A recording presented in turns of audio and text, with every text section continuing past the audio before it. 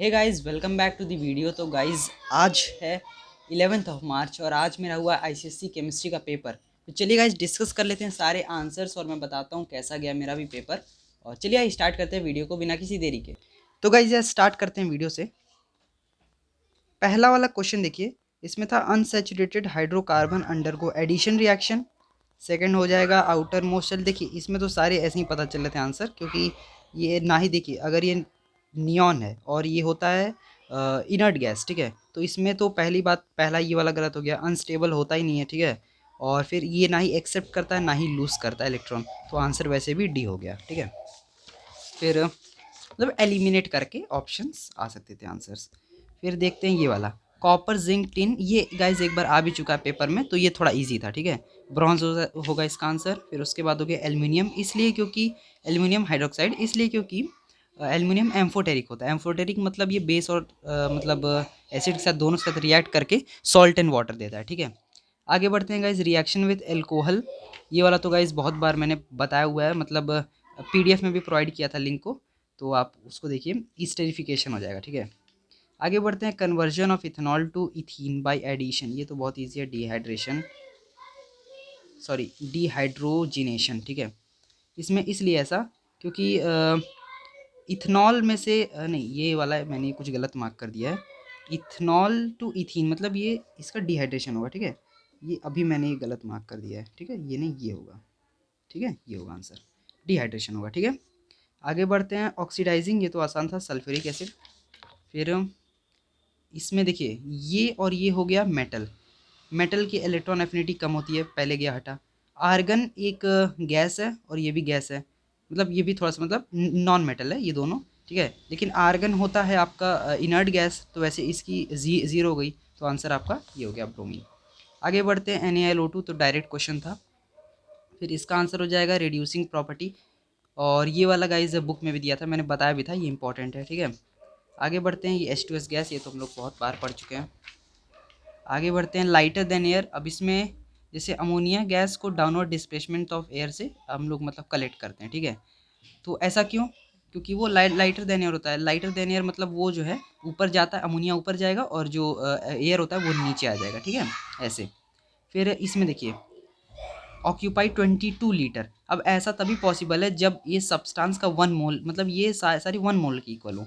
32 gram of oxygen, अगर मोल से इसका निकालेंगे तो मोल इज इक्वल टू होता है mass given by molar mass. Molar mass oxygen gas का 32 होगा, मास गिवन भी 32 है, डिवाइड कर दिए 1 आ गया आंसर, 1 मोल, ठीक है, सेटिस्फाई हो गया। सेकेंड वाला देखें तो 1 मोल वैसे ही नहीं है, 2 मोल्स कह रहा है, मतलब ये हटा। थर्ड देखिए एवोगाड्रो नंबर है, एवोगाड्रो नंबर 1 मोल के इक्वल होता है, तो 1 एंड 3 आंसर हो जाएगा ऑप्शन नंबर बी। आगे बढ़ते हैं, ये तो सबसे ईजी था, ऑक्सीजन एटम। देखिए ये तो आप लोग ने डायग्राम देखा होगा, मतलब इलेक्ट्रॉन डॉट वाला, तो उसमें two lone pairs of electron होते हैं, ठीक है। आगे इसका आंसर हो गया और। फिर हाँ, इसमें देखते हैं, during electroplating of iron cup in iron cup is placed at cathode why. अब ऐसा क्यों? इसलिए क्योंकि जो आयरन कप, जैसे देखिए यहाँ से निकल के जो आयंस होंगे वो डिस्चार्ज होंगे इसमें सोल्यूशन में, इलेक्ट्रोलाइट में, फिर वो जाके डिस्चार्ज हो जाएंगे यहाँ पर कैथोड पर। और कैथोड क्योंकि यहाँ पे आयरन कप है तो उस पर वो डिपॉजिट हो जाएगा, यही रीज़न है, ठीक है। मतलब इसमें सिंपल लिखना था, डिस्चार्ज होते हैं आयंस निकल के कैथोड पर, इसलिए कैथोड मतलब वहाँ पे इलेक्ट्रोप्लेटिंग के लिए आयरन कप को कैथोड पे लगाया जाता है। आगे बढ़ते हैं, name the ion that must nickel ion, Ni2+ लिखना था, ठीक है। फिर state one condition that is necessary to ensure. अब यहाँ पे आप कुछ भी लिख सकते थे अपने मन से, लेकिन मैं जो लिखा बता दे रहा हूँ। इसमें होगा direct current with direct current use करेंगे, ठीक है, लो करंट फॉर लॉन्ग टाइम, ये आंसर होगा इसका, ठीक है। Right the reaction taking place at cathode, Ni2+ आया, 2 इलेक्ट्रॉन लिया, Ni बन गया, सिंपल, ठीक। What change? एनोड का मास डिक्रीज हो जाएगा, बस। इसमें वाटर हो गया आपका कोवेलेंट, एल्कली मेटल हो गया आपका lithium, halogen iodine, calcium oxide हो गया आयनिक, और वीक इलेक्ट्रोलाइट हो गया आपका एसिटिक एसिड। आगे बढ़ते हैं, इसमें FeCl3 तो बहुत इजी था, मैंने आपको बताया भी था, जितने भी रिएक्शन होते हैं सॉल्ट से रिलेटेड सब कर लीजिएगा, तो वहाँ से देखिए क्वेश्चन है FeCl3 आंसर इज, ठीक है। फिर अब इसका आंसर तो बहुत ईजी, ऐसे Al2O3 क्यों हो अगर ये हो पाता है रेड्यूस ऐसे भी मतलब तरीके से, तो हम क्यों इसको वो हॉल्ट एंड हीरोल्ट में ले जाते हैं, ठीक है। तो उसका आंसर ये हो जाएगा Fe2 Fe2O3 मतलब इसका आंसर हो गया, ठीक। क्योंकि एल्युमिनियम की एफिनिटी ऑक्सीजन के लिए बहुत ज़्यादा होती है, इसलिए वो अदर मतलब रिड्यूसिंग एजेंट से रिड्यूस नहीं हो पाता है, ठीक है। तो इसका आंसर ये वाला होगा Fe2O3। फिर इसका हो जाएगा कॉपर नाइट्रेट, ऐसे क्योंकि जब इसको डिकम्पोज करेंगे तो कॉपर ऑक्साइड बनेगा जो कि ब्लैक कलर का होता है। आगे बढ़ते हैं, during electrolysis of copper sulphate. तो गाइस यार आगे बढ़ते हैं, ये इसका आंसर हो गया कॉपर, तभी मतलब ये रिएक्शन पॉसिबल है। इसका हो गया कैल्सिनेशन। ये सारे वन वर्ड थे।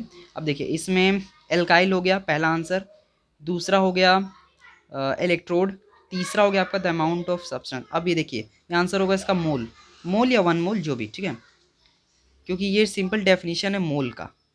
फिर आगे बढ़ते हैं, the tendency of an atom to pull electronegativity. फिर इसका हो गया द फार्मूला, ये तो बहुत ईजी है, इम्पेरिकल फार्मूला, ठीक है, सिंपल रेशियो होता है। फिर इसका हो गया 2,3 डाइक्लोरोपेंटेन। इसका हो गया प्रोपेनोइक एसिड। फिर ये आपको देखिए 3 मिथाइल पेंटेन, पेंटेन बनाना है, ठीक है, पेंटीन नहीं पेंटेन। तो एक कार्बन, दो कार्बन, तीन कार्बन, चार, पाँच हो गया, और 3 पे एक मिथाइल देना है, ये रहा आपका 3, और इस पे CH3। अब आप इसमें जो है बीच में जो है यहाँ पे ये सारे दे सकते हैं। अब इसमें H आप लगा लीजिएगा, ठीक है, मतलब लगाए होंगे तभी मिलेगा मार्क्स। फिर आगे बढ़ते हैं प्रोपाइन पे। प्रोप मतलब कह रहा है 3 कार्बन होना चाहिए और 3 बॉन्ड होना चाहिए, तो ये ऐसे बनेगा। फिर आप इसमें हाइड्रोजन फिल कर लीजिएगा। फिर मैथेनल में, मैथेनल मतलब एक ही कार्बन कह रहा है मैथ। फिर यहाँ पे ये भी कह रहा है कि ये अल मतलब एल्डिहाइड है, तो ओ लगेगा, यहाँ पे H लगेगा, फिर यहाँ पे एक H लगेगा, ऐसे H आप सब में लगाइए, देखिए ऐसे ये H यहाँ पे लगेगा, फिर इधर में H लगेगा, इधर में H लगेगा, इधर H नहीं लगेगा क्योंकि ऑलरेडी फिल है, ठीक है। मतलब देखिए 1 2 3 इसकी फिल है और 4 इसका फिल है, तो मतलब यहाँ पे एक लगेगा, ऐसे ही बनेगा। फिर आगे बढ़ते हैं, हाँ इसमें आपको सारी जगह पे H लगाना पड़ेगा, बस यहाँ देख करके यहाँ पे एक ही लगेगा H, ठीक, ऐसे करके। आगे बढ़ते हैं, इसका आंसर होगा सल्फ्यूरिक एसिड, यहाँ पे होगा कंसनट्रेटेड, फिर यहाँ पे होगा एक्सेस अमोनिया। फिर आयंस, अब देखिए इसमें कार्बोनेट आयन की बात कर रहा है, CO3 2 माइनस आयन की, ठीक है। फिर इसमें द सॉल्यूशन, अब इसमें देखिए ये कह रहा है ब्राउन रिंग टेस्ट। देखिए ब्राउन रिंग टेस्ट वैसे तो सिलेबस में लिखा नहीं था, अब आ गया क्वेश्चन, तो अब इसको करना तो था ही, क्योंकि मैंने भी मतलब अपने PDF में प्रोवाइड किया था जिसमें ब्राउन रिंग टेस्ट वगैरह मैंने लिखा था, ठीक है, सब कुछ था उसमें। मैंने भी कहा था इसको पढ़ के जाइएगा, आ भी सकता है क्योंकि 22 में आया था, 2022 में। तो इसका आंसर हो गया NO3 माइनस वाला। फिर हाँ, which will react with magnesium, acid ही कर सकता है, एसिड है 2 मतलब है R, आंसर उसका मतलब पहला आंसर होगा R। फिर which will liberate ammonia when, इसका होगा 13 वाला होगा, मतलब होगा P, इसका हो जाएगा Q, क्योंकि ये वीक जो है इलेक्ट्रोलाइट बनेगा, क्योंकि इसका pH जो है 5 है। फिर आगे बढ़ते हैं, इसमें पहला आंसर हो गया कॉन्टैक्ट प्रोसेस, दूसरा हो गया आपका वेंडिनियम पेंटाऑक्साइड V2O5, फिर थर्ड हो गया फाइनल। देखिए यहाँ पे गाइस फाइनल लिखना था तो सल्फ्यूरिक एसिड आंसर होगा, SO3 नहीं होगा गाइस इसका, ठीक है। मोलर वॉल्यूम बहुत ईजी है, मतलब ये it is the volume of a gas at STP that is equal to 22.4, ऐसे करके आपको बना के लिखना था। फिर नॉर्मल सॉल्ट, ये मतलब it is a salt which is where replacement, मतलब जो H+ आयंस का होता है, जो एसिड में प्रेजेंट होते हैं, वो बेस जो है पूरा रिप्लेसमेंट कराता है, मतलब complete replacement of H+ ion of acid by a base, ठीक है, ऐसे होगा इसका आंसर पूरा होगा। फिर मीथेन का तो बना लिए होंगे, नाइट्रोजन बन गया होगा, इधर सारे इजी हैं। इसमें गाइस बैलेंस करना था सब में, ये इसमें इथाइन गैस बनेगा, ये लास्ट वाला रिएक्शन इथाइन वाला है, ठीक है। फिर a compound that does not ethanol, second होगा टर्न्स इथेनोइक एसिड, थर्ड होगा आर्टिफिशियल लाइपिंग इथीन।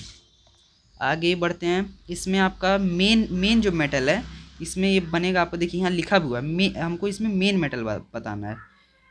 इसमें आपका हो गया एल्यूमिनियम, इसमें आपका हो गया आयरन। आगे बढ़ते हैं, वैसे तो अगर आप चारों लिखे हो तो हो सकता है नंबर मिल जाए, मतलब जैसे 4 4 थे ना सब में, तो देखते हैं उस पर क्या होता है। वैसे मैंने सिर्फ एक एक लिखा है क्योंकि मेन की बात किया था, तो मुझे ये क्वेश्चन कुछ डाउटफुल लग रहा था, इसलिए मैंने 6 के 6 किए हैं, ठीक है, अटेम्प्ट मैंने सारे किए हैं। अब इसमें आंसर हो गया बेरियम सल्फेट बनेगा, वाइट वाइट PPT, इसके साथ ऐसा कुछ नहीं होगा। इसमें अनसैचुरेटेड में होता है आपका डबल ट्रिपल बॉन्ड, इसमें होता है सिंगल बॉन्ड। इसका आंसर पहला वाले का आंसर हो गया आपका 5 मोल्स मतलब 500 ग्राम। सेकंड हो गया 10 moles of HCl will react with 5 मोल, ऐसे कि 1 मोल CaCO3 का 2 मोल ऑफ HCl के साथ रिएक्ट कर रहा है, तो 5 10 के साथ करेगा।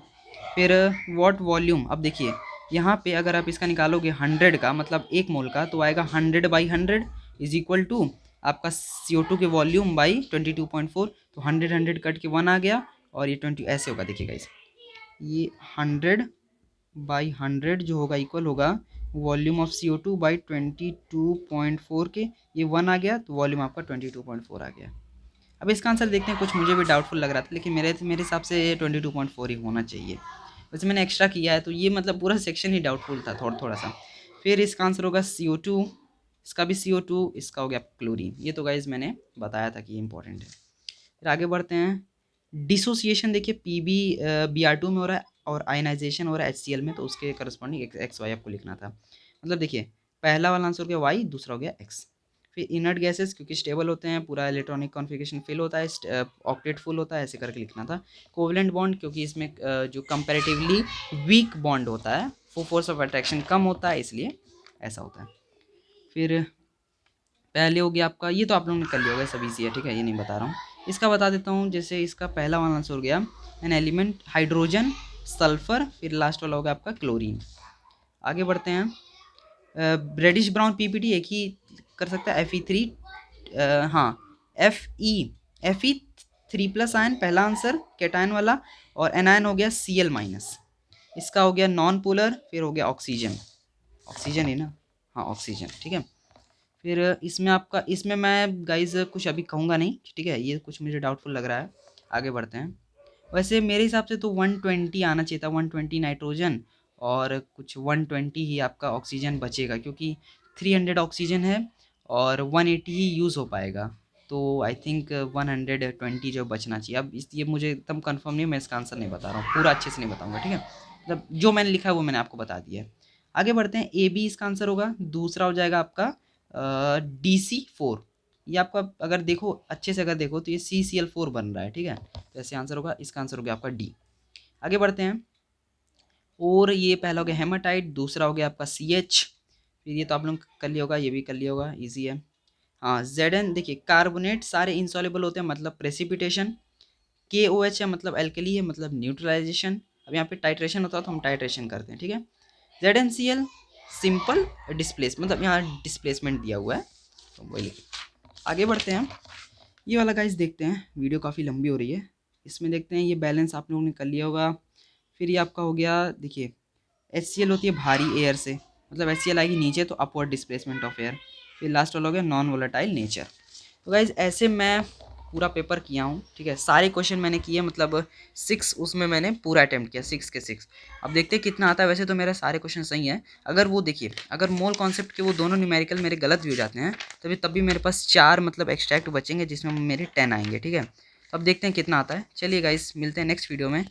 और तो गाइज़ यार कुछ ऐसे मैंने किया अपना केमिस्ट्री का पेपर, और गाइज़ अब होने वाला है हमारा कंप्यूटर का पेपर। वैसे तो कंप्यूटर मेरा इतना अच्छा है नहीं, लेकिन चलिए ट्राई करते हैं इंपॉर्टेंट क्वेश्चन उसके भी मैं बताने का, लेकिन देखते हैं। वैसे मेरा बहुत अच्छा कंप्यूटर नहीं है, ठीक है, पहले बता दे रहा हूँ। और केमिस्ट्री तो बहुत अच्छा हुआ है, फुल मार्क्स की भी उम्मीद है। अब देखते हैं कितना आता है, कैसा चेक होता है पेपर, वो सब तो एग्जामिनर के ऊपर होता है। चलिए गाइज़ मिलते हैं नेक्स्ट वीडियो में, तब तक के लिए गुड बाय।